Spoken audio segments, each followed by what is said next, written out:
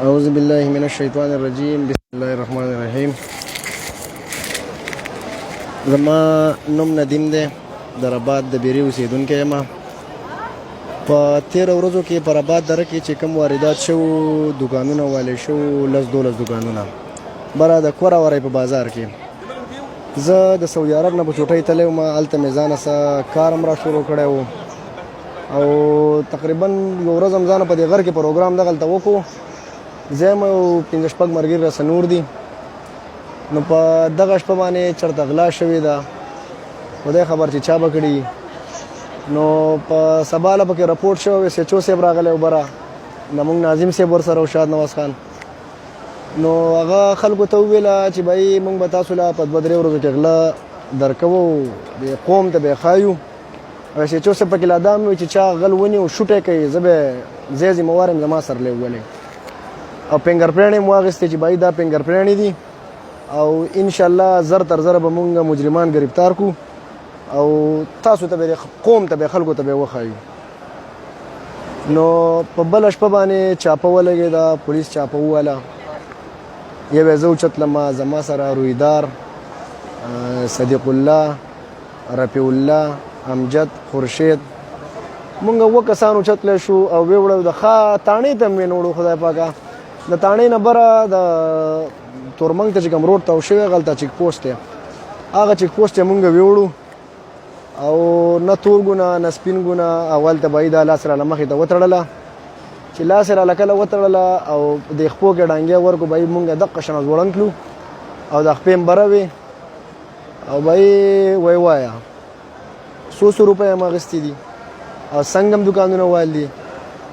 ایس ایچ او صاحب زما د الله په ذات قسم، ایس ایچ او صاحب ما غلا نه ده کړې، مړه قسمونه قرآنونه او بای طلاق وته اچوه.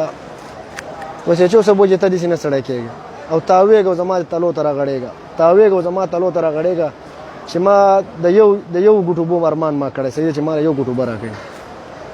وی نه تاسو غلا کړله، مونږ چا د سره منله نه. د هغې نه پس بیا تاڼې ته چې سبا له باندې راوړو، یاره تاسو کړې ده، مونږ انویسټیګیشن والا ته حواله کړو، تاسو غلا کړې ده، مونږ یې نه ده کړې. ویوړو عدالت ته 2 ورځې کسټډي راله نورې راواخېسته، وایي چې کسان هلو وایي. بیا چې رالو دغه بېعزتي کېده، وایي تاسو جرم جرم جرم جرم په مونږ باندې راپورټ هم وشو او وال او ټکول هم پکې وشو او تا جیل ته پکې لاړو. د جیل نه پس هم رالو، جیل نه چې راووتو خدای پاکه نو زمونږ خو چا نه منله، مونږ ته خوار سړي به غل وې، نو زمونږ سره بل څه اپشن نه و، څه طریقه کار څه لار راسه نه وه، جو مجبورا مونږ سپي راوسته.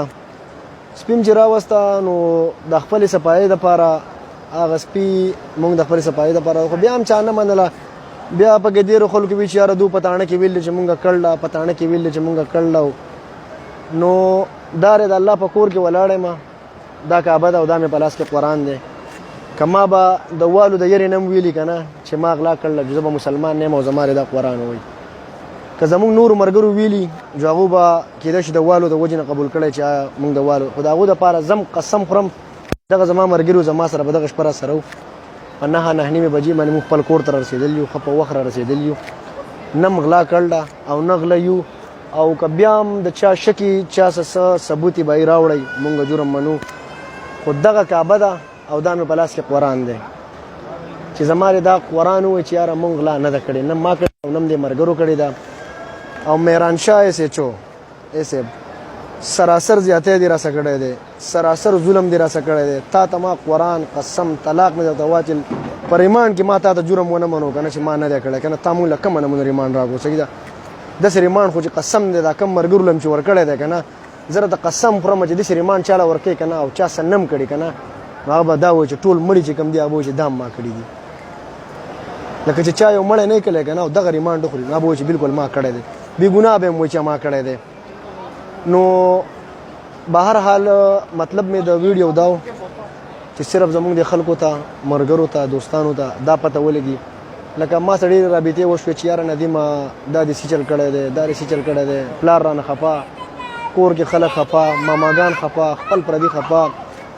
د هغې نه پس چې سپي مونږ راوسته نو دوباره به مونږ بله پرچه وشوه او د پرچې نه پس بیا زموږ ډېره غټه بېعزتي وشوه. کورونو ته پولیس راله، یو کور ته به ورځه او بیا ځه او بیا راځه. نو زما د چیف جسټس اف پاکستان، چیف جسټس اف پېښور، زمونږ د تیمرګر کم ډي اس پي صاحب چې کوم دی قابل قدر، زمونږ کم ډي پی او صاحب چې دی قابل قدر، زمونږ د هغو نه دا اپیل دی چې ډي پی او صاحب او ډي اس پي صاحب مونږ له داسې کسان راولئ چې هغه کم از کم څه ایکسپیرینس یي، څه تجربې یي، څه هغه داسې پاتې شوی په نورو ځایونو کې هغو ته د دې طریقو پته وي. نو داسې خو نه کېږي چې ته سړی وړه هلته ځوړندوه او چوکه او ډانګي ورته نیسه، کنځل ورته کوه. داسې نه چې زه دروغ یم، زما په دا کعبه قسم یې ما ته په دغه په دې موبایل په دې ګاډۍ کې زه وړه شی ما ته د مور کنځلې شوي دي، ما ته د خور کنځلې شوي دي. دقې پولیس والا و، ایس ایچ او صاحب راته کنځل نه دي کړی، هغه صرف سنګینه سزا راکړې ده. د دوه سپایانو راته کنځلې کړې دي، د مور کنځلې راته شوي دي، د خور کنځل راته شوي دي. ما به یار تاسو خو مونږ ته خبرې کوي لکه مونږ چې چنګړیان یو، تاسو چنګړیان نه بدتر یې، تاسو غله او خوله ترله مه کوئ که نه داسې صحیح ده. نو ډي پي او صاحب ډي اس پي صاحب مونږ ته انصاف غواړو، زمونږ ته سراسر ظلم شوی دی، سراسر زیاتی شوی دی. آیا که دا غلا مونږ کړي او یا ما ته د دې غلا صحیح لمینو لا اله الا الله محمد رسول الله، د الله په کور کې ولاړ یم او حق روژه ده، ما پسې دا قرآن را پسې شي که ما دا غلا کړي یا ما ته د دې غلا علم چې دا چا کړله. بهرحال له دغې زمونږ د وړو نه مخکې کسان وړی شوي دي، تاڼې ته وړی شوي دي، نه سزا ورکړل شوې ده، هېڅ هم نه پټک پرېښودی شوي دي. ولې د هغوی په تندي لیکلو چې یاره دا غله نه دي او زمونږ یې په تندي باندې لیکلو چې دا غله دي.